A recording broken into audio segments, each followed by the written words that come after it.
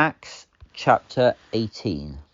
After this, Paul left Athens and went to Corinth.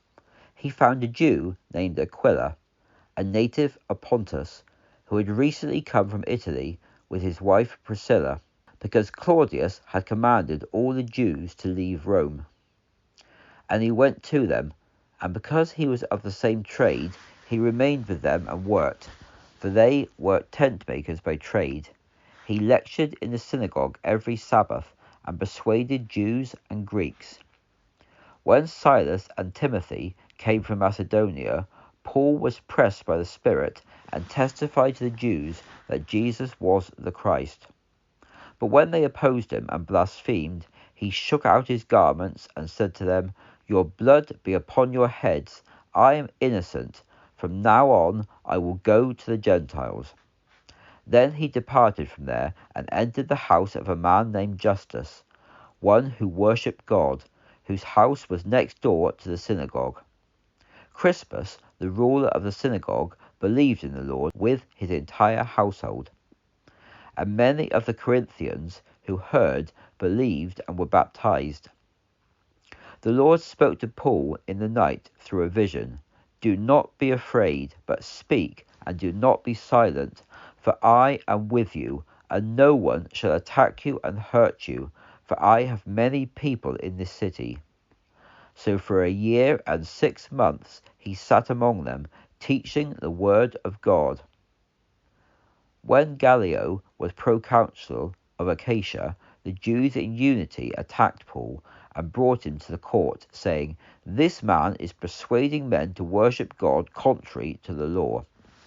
When Paul was about to speak, Gallio said to the Jews, "O Jews, if it were a matter of a misdemeanor or a serious crime, I would rightly bear with you.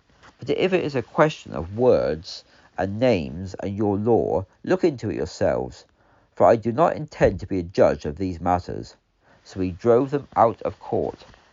Then all the Greeks seized Sosthenes, the ruler of the synagogue, and beat him before the judgment seat. But none of these things mattered to Gallio. Yet Paul remained many days.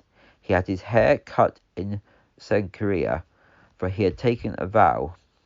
Then, bidding farewell to the brothers, he sailed to Syria, and Priscilla and Aquila were with him. He arrived at Ephesus and left them there, but he himself went into the synagogue and lectured the Jews. When they asked him to remain for a while longer, he did not consent, but bidding farewell said, "I must by all means attend this upcoming feast in Jerusalem, but I will return to you if God wills." And he set sail from Ephesus. When they had landed at Caesarea, he went up and greeted the church, and then went down to Antioch. After spending some time there, he departed and passed through the entire region of Galatia and Phrygia in sequence, strengthening all the disciples. Meanwhile, a Jew named Apollos, born in Alexandria, who was an eloquent man and powerful in the scriptures, came to Ephesus. This man was instructed in the way of the Lord, knowing only the baptism of John, but being fervent in spirit, he accurately spoke and taught the things concerning the Lord. He began to speak boldly in the synagogue. When Aquila and Priscilla heard him, they took him and explained the way of God more accurately. When Apollos intended to pass into Achaia, the brothers wrote to encourage the disciples to welcome him. On arriving, he greatly helped those who had believed through grace, for he vehemently refuted the Jews publicly, proving from the scriptures that Jesus was the Christ.